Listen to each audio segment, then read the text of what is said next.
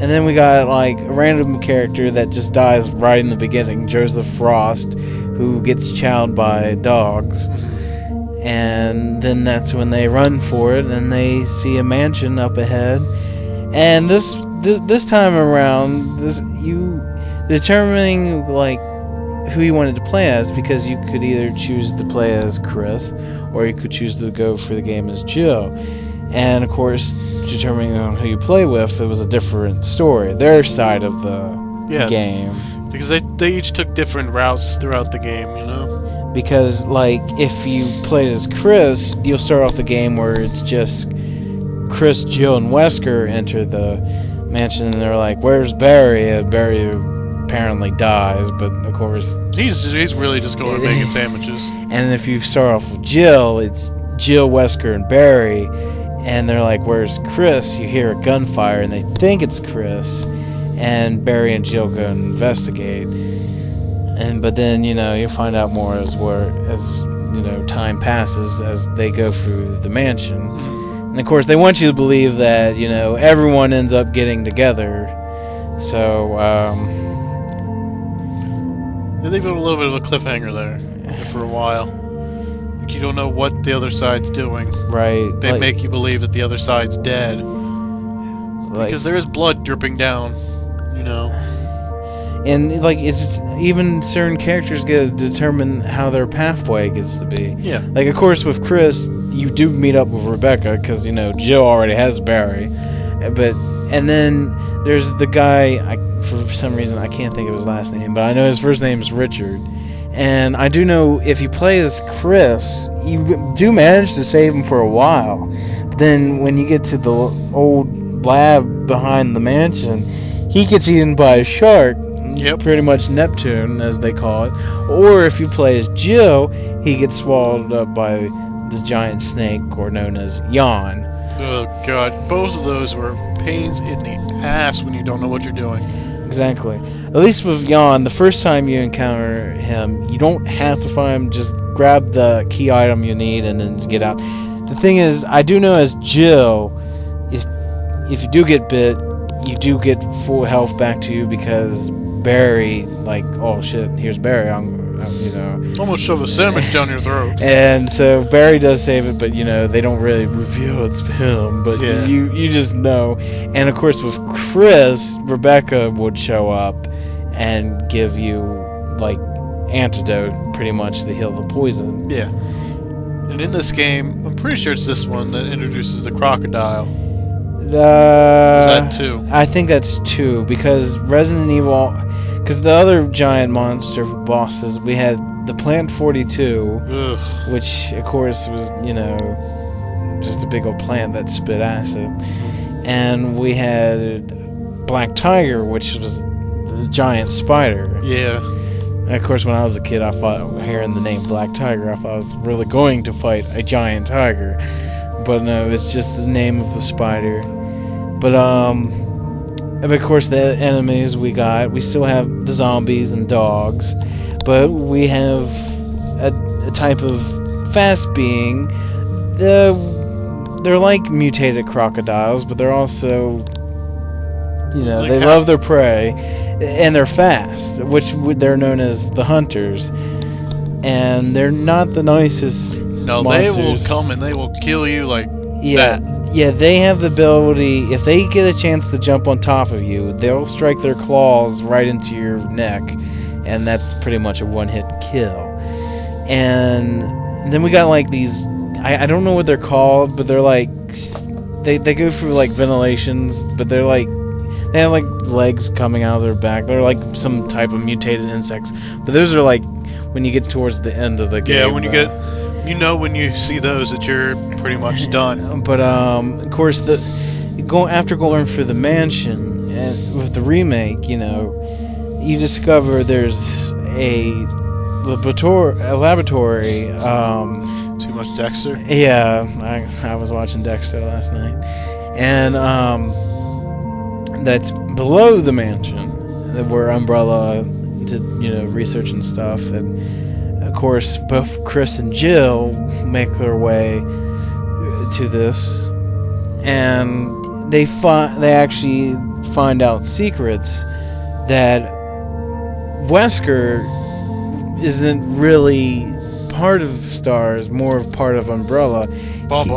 He's just it's kind of confusing because he's a spy for Umbrella, bringing Stars, because Stars is like a special police force. Yeah. For this kind of stuff, and they wanted Stars to test out their weapons because these monsters were Umbrella's way of testing out their weapons. That's why they get the name. These creatures get their name bioweapons and bioorganic weapons. Right, and so then, after discovering Wesker's truth, or who he really works with, they eventually make their way to where Wesker's at, and you discover Wesker's working on a tyrant that Umbrella has been producing, and of course, once he releases the tyrant, it turns on Wesker, but we learn that this is an actual plan of his, and of course, he kills Wesker. But, of course, playing, side games like the Umbrella Chronicles, it shows that Wesker injects himself with the virus that Burke had made for him, which ended up making him, he lives the attack, but, you carry on beating the game. And, of course, determining on who you play with, determines, you find out that Jill's okay or Chris is okay, and you just need to get these passcodes throughout the game so you can save their ass at the end if you want a really good story. And of course you want to try to save your helper, which was either Barry as Jill or Rebecca as Chris, and then that's to get a really good one. And once you have your final boss fight with the tyrant on top of the roof of the mansion, and you got Brad up there just flying around Chicken Heart. Yeah, Chicken Heart, flying around, and then he waits forever, but after you get some damage on the tyrant, he throws down the rocket launcher and he's like, "Crash, shoot it, whatever it is, shoot the motherfucker." And of course you pick up the rocket launcher, and it ends up another slow motion sequence where it shows the same scene of the tyrant getting blown up by the rocket launcher 3 times, and then everyone gets aboard Brad's helicopter, and then they fly away, and then 3 seconds later the mansion explodes. Live all happily ever after.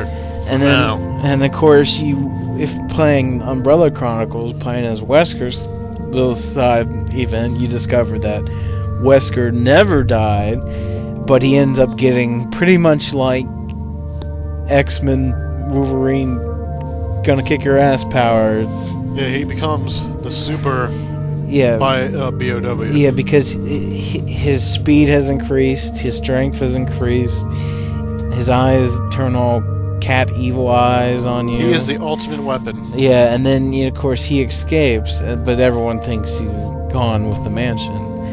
And then of course that's the end of Resident Evil. Now, fast forward, a couple weeks?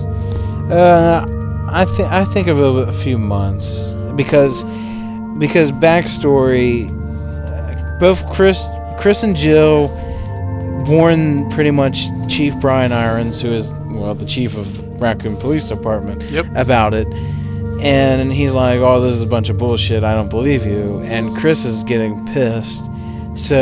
But Chris wants to shut down Umbrella, so Chris ends up leaving for Europe, and of course later you discover he had a sister, and he writes in his diary saying that he doesn't want his sister to look for him because he doesn't want her to get hurt. Jill wants to help Chris, but she's not just ready to leave, so she stays behind. Apparently Barry doesn't want his family in danger. He takes his family, and they actually move to Canada. Because no zombies live in Canada. Rebecca remains a mystery. No one really says what she does. She went with Barry. She's his mistress now. And then pretty much, yeah. So it's about 2 months since the mansion incident, and of course people believe Wesker is gone, and that just leads around. 2 games happen around this time period, which ends up Resident Evil 2 and Resident Evil 3. Both of them all take place in the city we talked about before, Raccoon City. Yeah, this is where the events of the Raccoon City happens, and of course, these games, I believe it happens in a cycle of 3 days. Resident Evil 3 will start first, and then we'll move into Resident Evil 2, and then Resident Evil 3 will start out.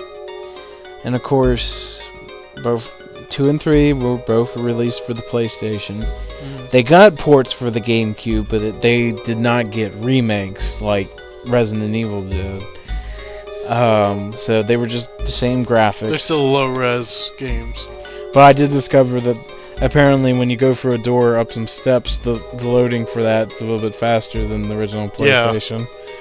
But I remember the first challenge you made me play it on PlayStation. Oh my god, like 5-6 seconds to open a door. Because I was actually playing Resident Evil 2 the other day, and I was like, I think going up these steps seemed a little bit faster than on PlayStation. Famous loading screens. Well, what happens is all hell breaks loose in Raccoon City. This is where a lot of people have gotten infected by the virus. About a week before everything, William Birkin finally, succeeds in creating the G virus. Yeah. And the members known as Hunk go in to get that, and then of course he's like, "Oh hell no, I don't want you to take my virus. This is mine." Motherfucker, you're not getting shit from me. So they shoot at him, and then they take his virus, but he of course he still has a sample that he had in his hand. And with, almost the brink of death, he's going to use it to try to bring him back to life and get his revenge. Well, he technically gets his revenge, but he ends up mutating into what they call G, which is a big eyeball monster. Yeah, something with eyes that end up growing. He gets eyeballs everywhere. I think there was a Power Ranger villain like him before. I think so. But then, of course, Birkin just makes his way. He's just like the monster that just stays in the sewers for a good while. Yeah. Because with Resident Evil 3 taking place first, because with that all starting and stuff like that, we have it starts off with Jill, because she's gonna make her escape and stuff like that. And, well, anyways, okay. Okay, well, I'm gonna keep on going. Jill, she wants to make her way away from the city, and so she gets stocked up, and all hell is loose in Raccoon City. And of course, Chris is gone. Everyone's gone. And when she gets out of there, she ends up meeting probably one of the monsters that never want to give up, and who's after stars. Pretty much anyone who's still a STARS member that's left is going to be annihilated by this monster. And of course, when you make your way to the police station, that's where you find helicopter pilot Brad Vickers, and he is like, "Shit, dog, there's this monster, and it's after all of us." And this giant thing just comes falling from the sky